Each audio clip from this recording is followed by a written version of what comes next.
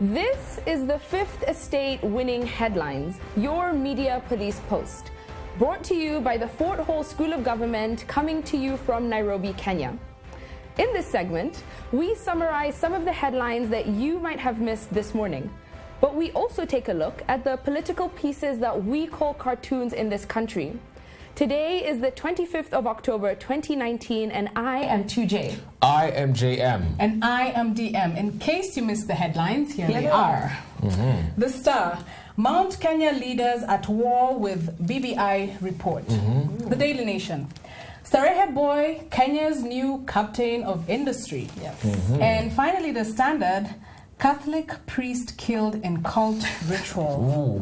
Where did the Standard get that story Interesting from? headlines. Where should we start? The spooky, the political, or the industry? Let's start with industry. Yeah, I think we Industry, could yeah. So start I with think industry. everybody knows that yesterday there was a new appointment for the CEO of That's right. Safaricom. That's right. And I think that we just Finally. want to... Finally. I know there was a lot of debate about who that would Speculation, be. lots and of I it. think the most important thing that we need to celebrate is that this is the first Kenyan CEO of Safaricom. Yeah. This is a homegrown company that I think we need to celebrate. It was previously Michael Joseph, South African born. Then we had Bobby Collymore, who's British Jamaican. And finally we have a Kenyan who's going to, take it to a new position. And I think it's really important that we have a Kenyan at the helm at Safaricom. Yeah. Remember that they're in charge of very sensitive infrastructure. Yes. That could influence elections, could influence infrastructure, could Absolutely. influence all sorts And of influence as well the economy because of M-Pesa, which Exactly. we heavily depend Yeah. on. Yeah. I think this is the man who will take Safaricom to new heights. That's such a bad... Are you saying that because he's not very tall?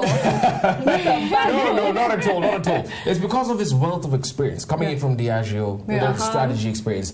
I noted, though, from some of the photos, Kenyans can be brutal. KOT. And on Twitter, people have been circulating photos to show his height vertical compared to West Africans and so on and so forth. Yeah. And I noted that his cuffs, particularly for his shirts, were really, really long. So what do you propose? Satirical, JM? And so I'd only advise that he gets braces. It's a fashion advice to get braces for his arms. Forget the braces. Right, to raise You're the cuffs a little Kenyan bit. CEO wear kitenge shirts, make them official. Yeah. But I think the most really, important... this is exciting. The most important thing is he has a great track record, as you said, with Diageo, with Guinness in Nigeria and Ghana. He did amazing things. So I think that, says a lot for what he's going to be able to do for Safaricom at home. Absolutely. So what do we think about the headline itself? We have a three-part criteria that we use to analyze the headlines for you. We ask ourselves, is the headline topical or speculative?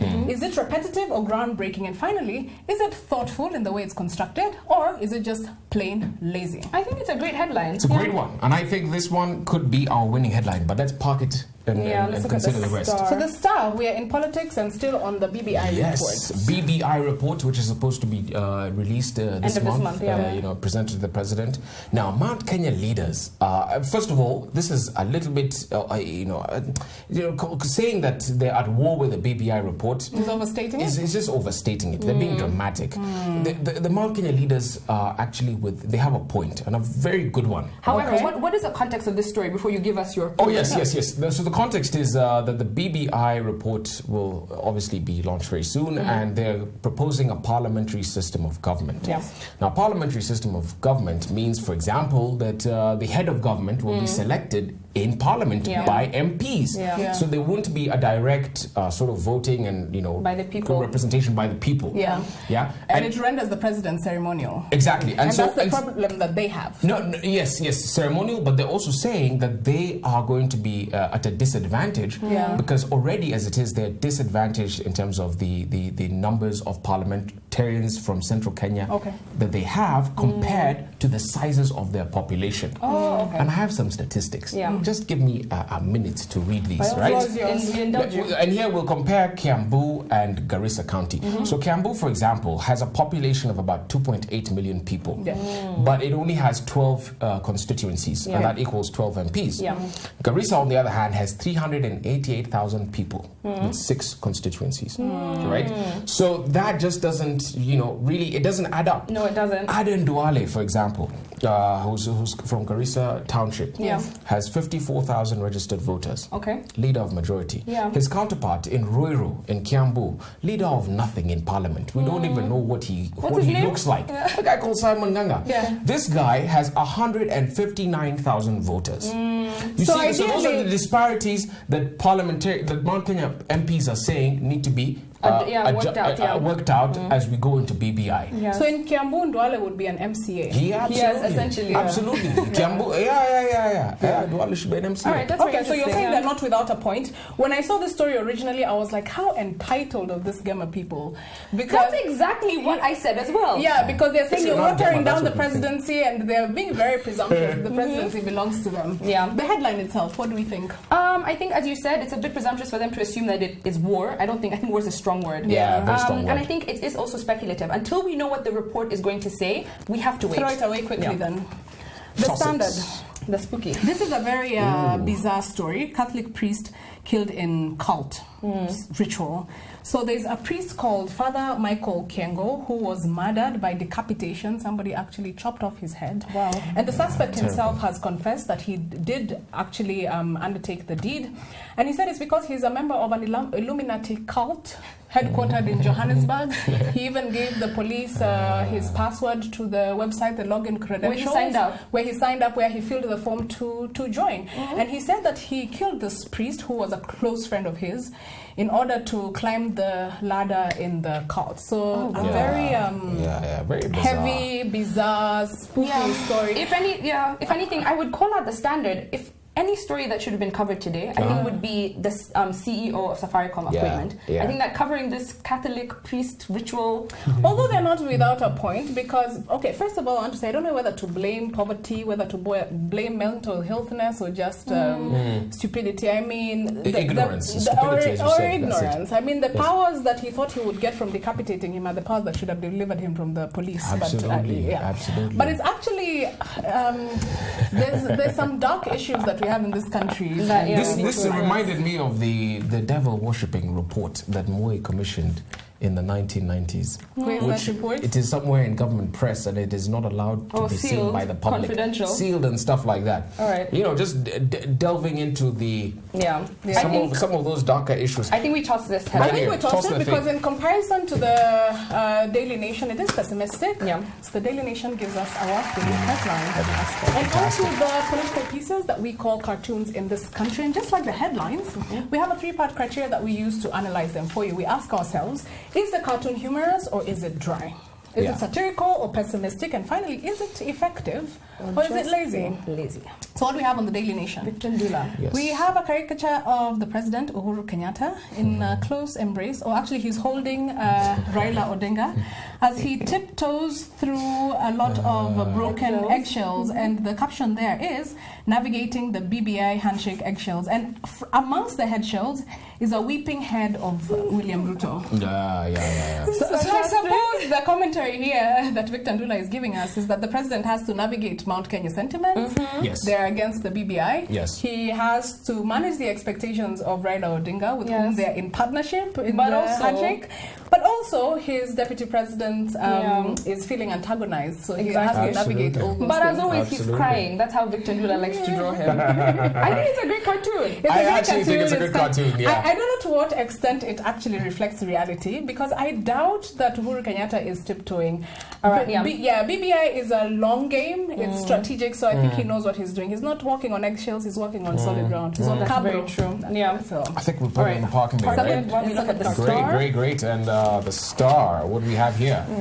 Okay, so this is I think the chair of the Kenya Football Federation, and he's seated on this inflated football, and he says, deflated football. He says, looks like I will retain my seat. And I think the context here is the upcoming elections for president of Kenya Football Federation. Yeah. And he's like Kagame, he has no opponents. He has no opponents, precisely, so he'll continue to serve his term. Yeah. I think rather boring. I think it's a rather boring cartoon, and I think, remind me if I'm wrong, I think Ozone has used this exact same kind of thing of the deflated football when they were talking about the exit of a former chairman. I think we might be able to pull it up if that's correct, but I think he's used it before. So he's always making commentary about the deflated football. And so for repetition. Yeah. Yeah. Finally. And then on the Standard, we have 3 huge legs in micro miniskirts, and they look like giants or gladiators. One of them is Safaricom, on the left is Telkom Kenya, and on the right is Airtel. And in between the legs of Safaricom there in the distance, we see a small David, I suppose in this case, representative of the Kenyan people, the clients, holding a scroll that says high cost of data bundle and arbitrary expiration of dates, I suppose. Absolutely. Yeah. So in the face of the giants who, because of the monopoly, are charging high tariffs, this is a. And this week, somebody went to court to ask the firms to publish, I think, some of the expiry dates of. Yeah, but I also do know on the anniversary of their 19th birthday, Safaricom did say that they were going to remove those expiry dates for data bundles. So maybe that's a step in the right direction. I don't know if that renders this cartoon irrelevant, though. Although I'm seeing what the commentary that Gado is saying is giving by referencing the biblical story. It is David in the end who triumphs over Goliath. Yes. Fairly optimistic, and I hope that's what eventually happens, because data bundles, data prices in this country is sometimes too expensive. All right, so if we had to decide between that one and Victor Njula, I don't know. I would go for Gado. I agree. I think with the analogy, what you were discussing here, that Uhuru is not working on extra. Absolutely. He's in a solid place. We go to Gado. May people have free bundles so that they can watch the Fifth Estate on YouTube. So, what is our final thought today? Yes. And now, our final thought. To end this week, the Espionage Week, Spy Week, we're going to look at a book entitled Deception, The Untold Story of East-West Espionage Today, written by Edward Lucas in 2012. So I'm just going to preface this by saying that I don't agree with the tone that the author takes. What is the tone? I think that on this table, I think that us as Fifth Estate, we are Putin fans. We are Putin's #1 African fans. And I think that the tone he takes in this book is very condescending, and it really shows the ego that the West has, the way that they perceive themselves. He is American himself. He's American himself, exactly. So in this book, Lucas offers a research report on the state of espionage between the West and Russia. So he traces the history and transformation of East-West espionage from the Cold War, post 9/11, today, and then even beyond. He gives some recommendations about what he thinks. So in this book, he argues that Western intelligence has known more victories than defeats. And he gives the Cold War as a prime example for that, because the West won the Cold War. However, throughout the book, he highlights a lot of incidents where Western intelligence actually failed, and it failed miserably. British and American agencies were conflicted during the Cold War on whether to spy on the Soviet Union or to try and bring it down. And so you can see that the tactics that they used show that conflict. And because of this confusion of objectives, the Soviets took a lot of advantage on this and successfully, repeatedly, to use deception, the title, against the West. So Lucas shows how time and time again the West failed to read into Russian deception in the 1950s and into the early 2000s, and even still today. And he offers 2 reasons as to why this could have happened. The first one, he says, is that during the Cold War, there was an immediate need to maintain espionage operations between the West and Russia. But Lucas argues that the West has let down their guard after winning the Cold War. Naively. Exactly, naively. And especially after 9/11. And he says that MI5, for example, claims, according to their reports, to devote only 4% of their resources to counterintelligence. And they leave an overwhelming amount of their budget to counter-terrorism. So they're focusing more on terrorist activities rather than on the gathering of information. And so the West has become lazy with espionage. And in the years that have passed, the institutional memory that was left after the Cold War has left the West. Meanwhile, the old Russian techniques, those old KGB techniques they use, they live on today, and they still use them very well. The second reason he gives is that Russia uses its intelligence agencies as a broader plan to penetrate society and skew decision making, while the West does little to protect itself. And he says that Russia thinks long term, and I think that's very true. They're willing to spend a lot of time and money building assets with little concern for an immediate output. So he says that the West is demand driven. If there's a need for intelligence, then they do an operation. They'll do an operation. But Russia is constantly, they always have, and I think you mentioned this, these sleeper cells, these people who are sitting waiting to be woken up. And so he says that, he summarizes the relationship as follows. There's complacency and delusion on the side of the West, and ruthless ingenuity on the Russian side. And he says that the West does not realize that it is dealing with an adversary that knows the West better than the West knows themselves, whose goals and methods are very mysterious. and that the West is focused on getting Russia to like them. I mean, Obama was constantly trying to work with Putin and become best friends with him, while the Russians don't really care. They don't want to be best friends with the West. And so just to end with a quote from Don Jensen, who's a former US diplomat and an expert on Russian foreign policy. He says, "Those who keep calling for an engagement that will eventually transform Russia cannot see that it is the West, not Russia, that is being transformed." Wow. Very interesting stuff. The last American elections are a testament to that. Exactly. 2016. That's so true. Now, this book was quite interesting. And before I get into the American operation that you mentioned, Tujay, there's a chapter that I liked, chapter 5. Yeah. Called Spycraft, Fact and Fiction. And he's reminding people, spies are public servants. Yes. They're boring public servants. There is only that in their work they have to use unconventional methods like bribery and violence and such things. But it is one of the most glamorized professions in the world.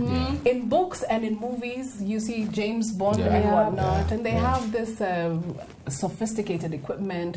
They're quick to think on their feet. But he's telling us, spies, they are more about discipline and routine to get the job done. Precisely. By the time you're using guns, your operation has failed. Has actually failed. In fact, he says the spies spend a lot of time thinking about staying within the budget. They're just public servants. So he says that real intelligent officers, as professional employees of the state, spy agencies as they're called, generally do not know how to pick locks or to steal cars or to create explosive devices in their kitchen or disable an assailant with one blow. They hate standing out in a crowd. They don't wear flashy clothes, and certainly they do not flirt like James Bond. Their job is to go unnoticed from point A to B and to perform task C and return. Exactly. And that is that is the nature of their job. But what is true is that they have to be shrouded in mystery. Nobody cares where tax collectors or KRA are trained. But then he says that, for instance, in the UK, in Fort Monkton, where the Academy for Spies, nobody knows where it is. They don't have a website. They don't have the training curriculum. And I think same here in Kenya. Nobody knows the training curriculum of the NIS. So then he mentions, and you have talked about this, that Russia has been very strategic or very long game when it comes to the spies. They didn't let down their guard after the end of the Cold War. After the end of the Cold War. And he talks throughout the book about one specific example, which is the sleeper agents. Sleeper agents are agents who are put in a country not for particular operations, but so that they can be an asset that will be activated when the need arises. However, even when they're not activated, they're actively putting themselves in circles that will enable them to get information or to get intelligence. So they're cavorting with people in academia or with policymakers. So there was a program called the Illegals Program, which was a network of Russia's sleeper agents who were in America. And it took, by the time they were caught, which they were, 10 of them were caught, they had done so much damage. One of them was in the process of seducing a cabinet member in Barack Obama's cabinet. Government. Another one had made very close contact. One called Cynthia Murphy had managed to befriend a very close friend of Hillary Clinton. So he says in this book that sleeper agents, which Americans do not use, by the time they're discovered, they're like, it's too late. They're like stage 4 cancer. They have done their worst. So he's telling America and Britain, which everybody thinks are so wonderful in the espionage, to step up their game. Absolutely. Very true. Absolutely. This book should also be read against Prisoners of Geography by Tim Marshall. This is what I felt when I read the book. I think we all agreed that while reading the book, it was a bit dull, and we had to supplement, kept referring to other books. To other books. Now, in Prisoners of Geography, just before I go into chapter 8 of this book about the cockpit of Europe, I'll discuss first of all Prisoners of Geography. Marshall tells us that geography is one of the most underlooked factors when analyzing relations between nations. Right? And he says that leaders are prisoners of geography.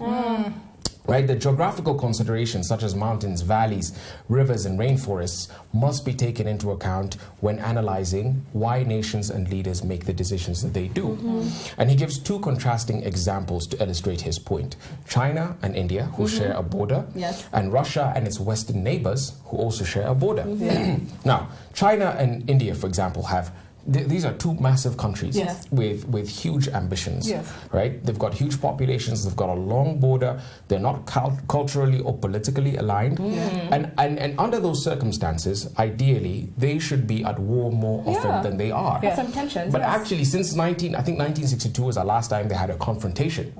Wow. And why is that? And here's the reason. Because between them lies the highest mountain range in the world, the Himalayas, right? So to deploy an army, they'd have to be mountaineers. Yes. Absolutely. An army of mountaineers. An army of mountaineers. And who's going to do that? Are you going to move Really? tanks Too across expensive. mountains? Yes. Are you going to move, like carriers and jets over It and just above? doesn't make sense. It just doesn't make sense. And this is partly why those two countries are not so much in conflict with one another. Yeah. However, on the contrary, you've got Russia and its western neighbors. Yes. In particular, you've got across the western belt of Russia, you've got at the top the Baltic states, and then you've got Belarus and you've got Ukraine. And if you're familiar with current affairs, with history, these are Russia is constantly In conflict at loggerheads with these countries. And here's the reason, and I'll quote what he says. If God had built mountains in Ukraine, then the great expanse of flat land that is the North European plain would not be such an encouraging territory from which to attack Russia repeatedly. The hand that God dealt Russia compels it to control the flatlands to the west. And so it is with all nations, big or small. Yeah. We are prisoners of geography. Yeah. And that explains then why, for instance, Russia went into Ukraine in 2014, right? Eastern Ukraine, to protect it as a buffer zone, Yes. so that the West, so that NATO, so that all these other countries in Europe do not end up Interfere, invading it, right? Because it's a flat land. Yeah. And so in chapter 8 of this book, Deception, the author is recounting the history of espionage between the West and Russia, beginning all the way from the time of the Russian Revolution with the 1917, Bolsheviks, 1917. And so he's just noting that in particular the cockpit of Europe comprises 3 countries. Belarus, Estonia, Latvia, and Lithuania. So the Baltic states. The Baltic states, precisely. And those states happen to be a huge theater of espionage drama, of espionage conflict, because they are really now the link between Russia and now the whole of Western Europe, including America, right? And so that's an area where you've got a lot of espionage that goes on. I think that holds true even with the book we were discussing yesterday, the Mossad. If you see where Israel is geographically placed, it is just surrounded by enemies. The story between them and Russia, it's just the Golan Heights. Between them, I think there's just a lake. From one country, you can see another, you can address the other, and they can literally bomb farmers that are working in the next country. I think the most interesting thing, if I've just finished, about this week, we're looking at espionage, is how we can translate some of these lessons into what we're doing in Kenya and East Africa. I don't know how much is going on with our own spy agencies, but hopefully, if you're watching, guys, maybe there's some lessons that you guys can take from here. Just a last thing, again, please do remember that a lot of the books that we do discuss on this table are available for you on rafubooks.com. We've just started a partnership with them. They do next day delivery in Kenya, and they're also in Nairobi, yes. And they're also available in the region, the larger East African region. So please do take a look at their website and buy a book. Absolutely. So on a day when we had a winning headline from the Daily Nation and a winning cartoon from Gado of the Standard. Do you have a ending quote for us? I've got an ending quote from Sun Tzu, right, as we conclude the theme of espionage this week.